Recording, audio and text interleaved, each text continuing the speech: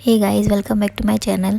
तो अगर आप नवरात्रि में माता वैष्णो देवी की यात्रा प्लान कर रहे हैं तो ये वीडियो आपके लिए काफ़ी इन्फॉर्मेटिव रहने वाली है। यहाँ मैं आपके साथ वैष्णो देवी यात्रा से रिलेटेड सारी जानकारी शेयर करूँगी। नवरात्र में वहाँ कैसा माहौल रहता है, आप कैसे जा सकते हैं, सारी इन्फॉर्मेशन मैं आपके साथ शेयर करने वाली हूँ, तो इस वीडियो से जुड़े रहें।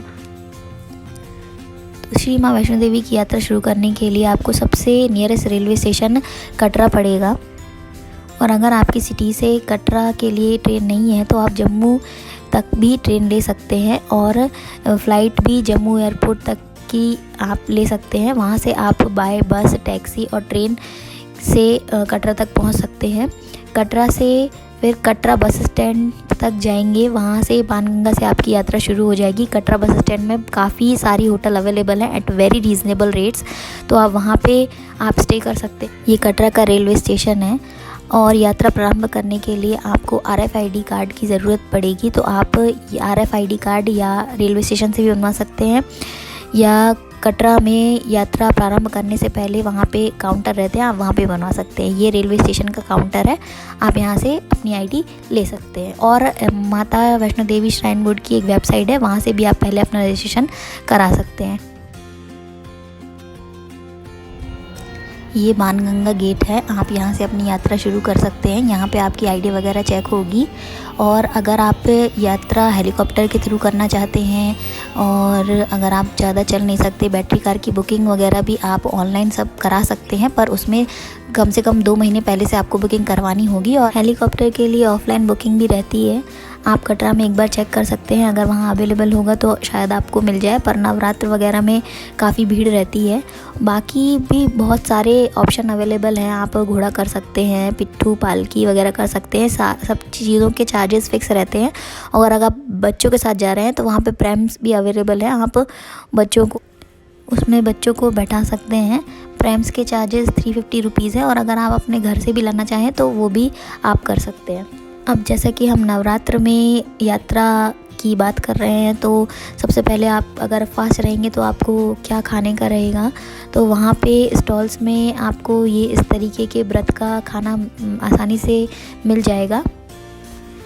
तो जगह जगह ये फुल बॉडी मसाज की चेयर्स भी रहती हैं, तो अगर आप थक गए हैं तो आप अपनी मसाज भी करवा सकते हैं। सिर्फ 30 रुपीज़ में फुल बॉडी मसाज हो जाती है। तो अगर आप ज़्यादा चल नहीं सकते तो आप घोड़ा भी कर सकते हैं। अर्धकुमारी तक अगर आप घोड़ा करेंगे तो वो 650 रुपीज़ में हो जाएगा। और उसके बाद बैटरी कार्स अवेलेबल रहती हैं, इसका रेंट 350 अप्रॉक्स है, तो उसकी भी बुकिंग ऑनलाइन होती है। पर जैसा कि मैंने आपको बताया, हेलीकॉप्टर और बैटरी कार के स्लॉट फ़िक्स रहते हैं, तो आपको उसी टाइम पे वहाँ पे पहुँचना होगा। अगर आप पहले से बुकिंग कराते हैं तो आपको इस बात का विशेष ध्यान रखना होगा कि आप वहाँ पे टाइम से पहुँचें। बाणगंगा से अर्धकुमारी का डिस्टेंस 6.5 किलोमीटर है। डिस्टेंस कवर करने के बाद आपको 2 रास्ते मिलेंगे, एक 6.5 किलोमीटर का जहाँ पे अर्धकुमारी पड़ेगा और एक 5.5 किलोमीटर का जहाँ पे अर्धकुमारी नहीं पड़ेगा। खाने पीने के लिए भी जगह जगह पर भोजनालय बने हुए हैं जहाँ पे बहुत ही रीज़नेबल रेट में आपको आराम से बहुत अच्छा खाना मिल जाता है। कढ़ी चावल, राजमा चावल और कॉफ़ी, टी, काफ़ी सारी चीज़ें।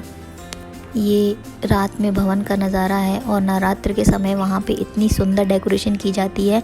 5 करोड़ के रियल फूलों की डेकोरेशन वहाँ पे की जाती है। जैसा कि आप देख सकते हैं, ये भवन में हम एंटर कर रहे हैं और ये सारा रास्ता फूलों से सजाया गया है।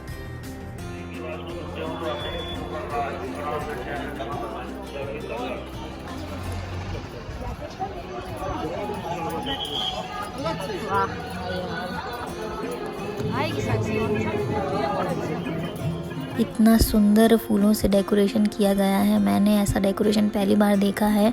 माँ के दरबार में स्वर्ग जैसा प्रतीत होता है। अगर आप भी आना चाहें तो आप भी नवरात्र में आ सकते हैं। भीड़ तो रहती है पर इतना भी दिक्कत नहीं होती है। और अगर आप ऊपर रुक रहे हैं तो भवन वगैरह में भी बहुत सारी व्यवस्थाएं हैं, लेकिन आपको पहले से बुकिंग करानी होगी, तो आपको रूम्स वगैरह मिल सकते हैं। और अगर नहीं करवा पाए हैं तो भी आप यहाँ पे रुक सकते हैं। यहाँ पे ब्लैंकेट्स वगैरह भी मिलते हैं और लॉकर मिलेगा जहाँ पे आपको दर्शन के पहले सारी अपनी वैल्यूएबल्स रखने पड़ेंगे। उसके बाद आप दर्शन करें और फिर बाद में आप उसको ले सकते हैं। और अगर आप रुक रहे हैं तो वहाँ पे ब्लैंकेट के भी काफ़ी स्टोर हैं, तो वो भी आप ले सकते हैं। हमने बैठकी के दिन माता के दर्शन किए थे। आप नवरात्रि में किसी भी दिन आएंगे तो आपको ऐसे ही सजावट मिलेगी और ये दोनों नवरात्र में की जाती है। बहुत ही सुंदर डेकोरेशन है, आप जैसे कि देख सकते हैं। यहाँ आके मन को इतनी शांति मिलती है, इतना सुकून महसूस होता है। तो मैं आपको कहूँगी कि आप भी ज़रूर दर्शन के लिए आएँ। बहुत अच्छे से दर्शन मिल जाते हैं माँ के, नवरात्र में भी अच्छे से मिल जाते हैं। तो आप आ सकते हैं, ऐसा कुछ भी नहीं है कि भीड़ रहेगी तो आप परेशानी होगी आपको। आप आराम से माता के दर्शन कर सकते हैं।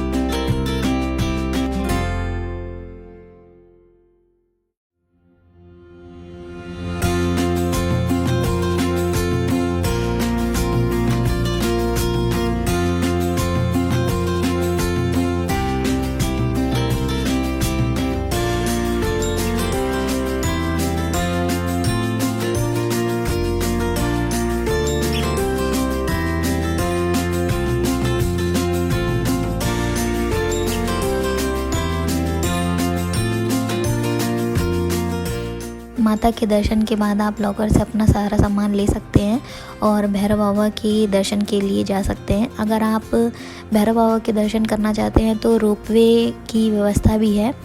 रोपवे का टिकट 100 रुपीज़ पर पर्सन है फॉर बोथ साइड। तो उसकी टाइमिंग सुबह 7 बजे से शाम को 6-7 बजे तक रहती है। तो अगर आप रात में पहुंचेंगे तो वहाँ पे आपको स्टे करना पड़ेगा और फिर आप सुबह भैरव बाबा के दर्शन के लिए जा सकते हैं। लेकिन ऐसा माना जाता है कि वैष्णो देवी के दर्शन के लिए अगर आप आए हैं और भैरव बाबा के दर्शन ना करें तो यात्रा पूरी नहीं होती है। नेक्स्ट वीडियो में मैं भैरव बाबा से रिलेटेड सारी जानकारी आपके साथ शेयर करूँगी। So stay connected and thanks for watching and please do like, share and subscribe to my channel. जय माता दी।